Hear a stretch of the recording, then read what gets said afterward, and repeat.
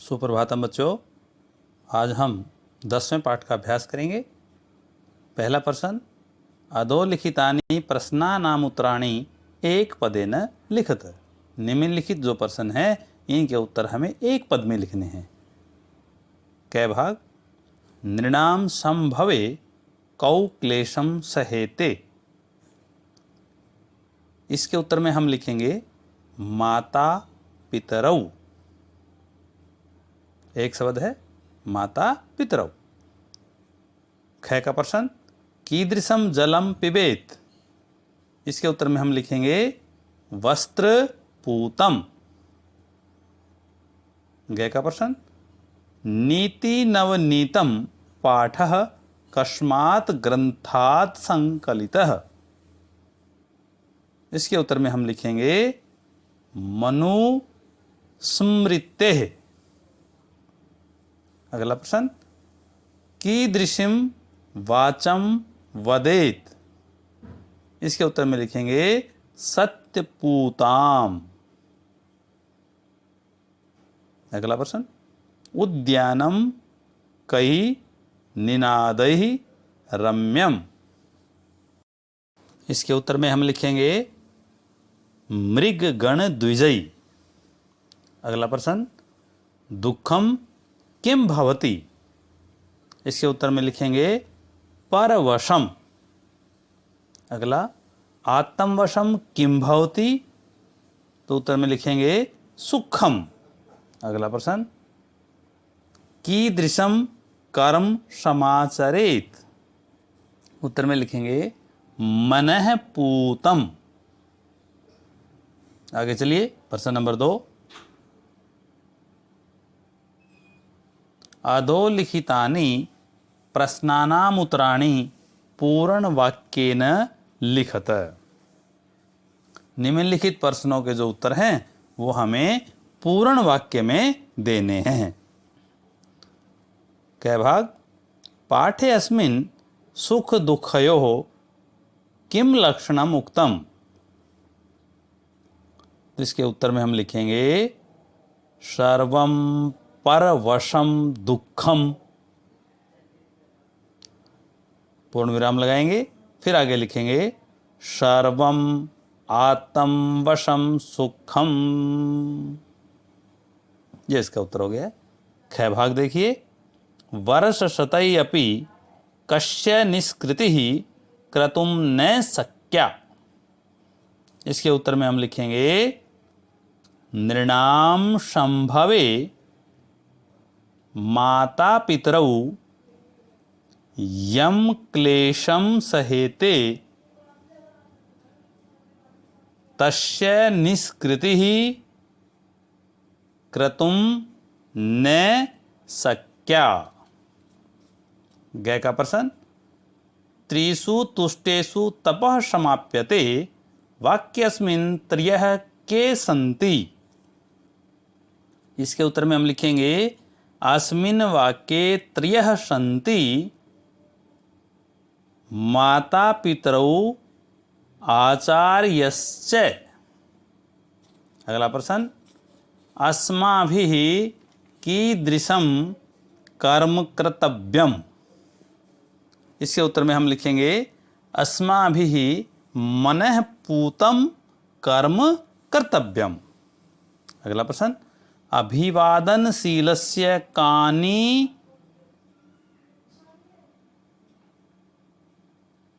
व।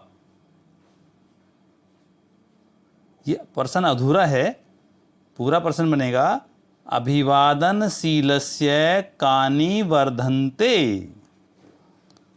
तो इसके उत्तर में हम लिखेंगे अभिवादनशीलस्य एतानि चत्वारि वर्धन्ते आयुः, कोमा लगा के लिखेंगे विद्या, फिर कोमा यशः और फिर कोमा बलम। अगला प्रश्न, सर्वदा केषां प्रियम कुर्यात्। तो इसके उत्तर में हम लिखेंगे सर्वदा माता पितरोः आचार्यश्च प्रियम कुर्यात्। आगे चलिए, प्रश्न नंबर 3। स्थूल पदान्न अवलंब्य प्रश्न निर्माणम कुरुत। स्थूल पद को आधार मानकर प्रश्न निर्माण करने हैं। पहला लिखा हुआ है वृद्धोपसेविनः आयुर्विद्या यशो बलम न वर्धन्ते। तो वृद्धोपसेविनः जो लिखा हुआ है, वैसे तो ये न नहीं आना चाहिए लाइन में, लेकिन हमें उससे कोई तात्पर्य नहीं है। हमारा तात्पर्य तो सिर्फ स्थूल पद को लेकर प्रश्न निर्माण करना है। तो इसकी जगह आएगा कस्य। अगला, मनुष्य सत्यपूताम वाचम वदेत। तो इसकी जगह आ जाएगा किम। अगला, त्रिषु तुष्टेषु सर्वम तपः समाप्यते। तो तपः है, उसी जगह फिर आएगा किम। आगे चलिए, माता पितरौ नृणाम संभवे भाषया क्लेशम सहेते। तो माता पितरौ, इसकी जगह आएगा कौ। तयोः नित्यम प्रियम कुर्यात्। तो इसमें आएगा किम। आगे चलिए, प्रश्न नंबर 4। संस्कृत भाषायाम वाक्य प्रयोगम कुरुत। ये नीचे वाक्य दिए हुए हैं, इनको संस्कृत भाषा में प्रयोग करना है। कीजिए। पहला है विद्या, तो इसका प्रयोग हम लिखेंगे सा विद्या या विमुक्तये। आसान सा वाक्य है बिल्कुल। दूसरा तपः, इसका लिखेंगे तपः कथम करणीयम। अगला समाचरेत, तो ये तो पाठ में भी आया हुआ है, मनः पूतम समाचरेत।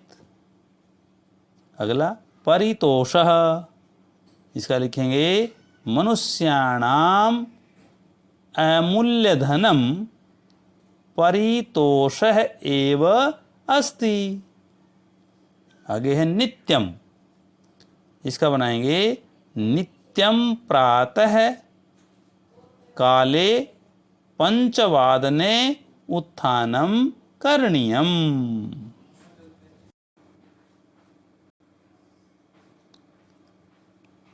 प्रश्न नंबर 5।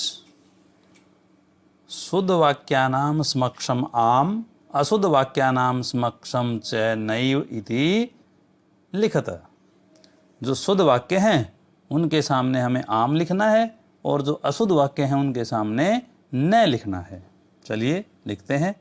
पहला वाक्य देखिए, अभिवादनशीलस्य किमपि न वर्धते। तो ये वाक्य अशुद्ध है, क्योंकि अभिवादनशीलस्य आयुर्विद्या यशो बलम वर्धते, ऐसा हमने पाठ में पढ़ा है। तो इसका उत्तर में आएगा न। अगला, माता पितरौ नृणाम संभवे कष्टम सहेते। ये सही है, तो इसकी जगह आएगा आम।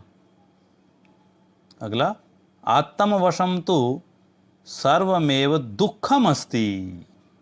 ये भी शुद्ध नहीं है, अशुद्ध है, तो इसकी जगह भी आएगा न। येन पितरौ आचार्यः च संतुष्टः तस्य सर्वं तपः समाप्यते। ये वाक्य सही है, तो इसमें आएगा आम। अगला, मनुष्यः सदैव मनः पूतं समाचरेत। ये भी सही है, तो इसमें भी आम। मनुष्य सदैव तदेव कर्म कुर्यात् येनंत्रात्मा तुष्यते। ये भी सही है, तो इसमें भी क्या आएगा आम। प्रश्न नंबर 6। समुचित पदेन रिक्त स्थानानि पूरयत। उचित पद लेकर हमें रिक्त स्थान भरने हैं। पहला देखिए, माता पित्रेः तपसः निष्कृतिः। फिर रिक्त स्थान है क्रतुम शक्या। आगे हमें देखिए 3 पद दिए हुए हैं। पहला है 10 वर्षैरपि।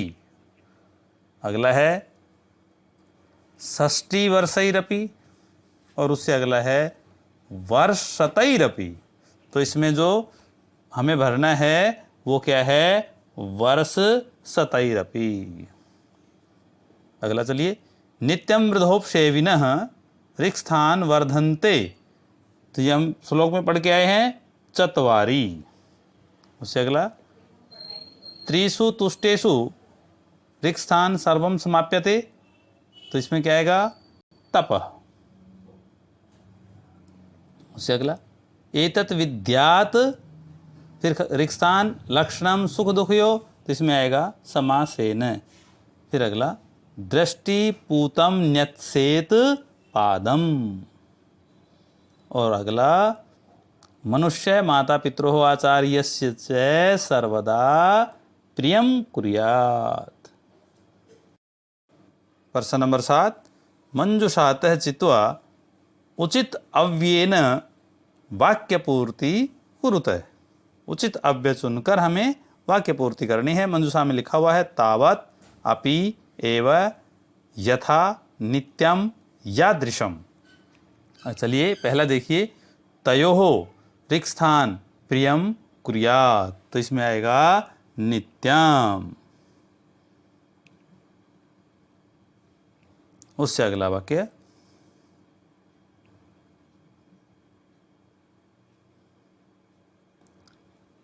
ऋक्स्थान है कर्म करिष्यसि तादृशम फलम प्राप्स्यसि। देखिए तादृशम आगे आया है वाक्य में, तो जहां तादृशम आ जाता है तो वहां पहले आएगा यादृशम। उससे अगला वर्ष शतई निष्कृति ही न कर्तुम शक्या। वर्ष शतई, उसमें रपी था तो यहाँ शतई विसर्ग लगी हुई हैं, तो वर्ष शतई अपि, इसमें अपि आएगा। तेषु फिर ऋक्स्थान त्रिषु तुष्टेषु तपः समाप्यते। तो इसमें आएगा एव। आगे देखिए, ऋक्स्थान पहले है, फिर राजा तथा प्रजा। तथा आया हुआ है, जैसे ऊपर तादृशम था तो यादृशम आया था, ऐसे यहाँ पे तथा आया है तो यथा पहले आएगा, यथा राजा तथा प्रजा। और आगे है यावत फलम न भवति। अब यावत आ गया है तो आगे क्या आएगा, तावत परिश्रमम कुरु। इस प्रकार ध्यानपूर्वक इनको